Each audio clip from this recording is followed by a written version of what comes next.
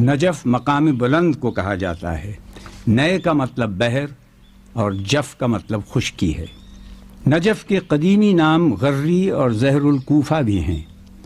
یہ نام اب صرف صفحات تاریخ پر باقی رہ گئے ہیں۔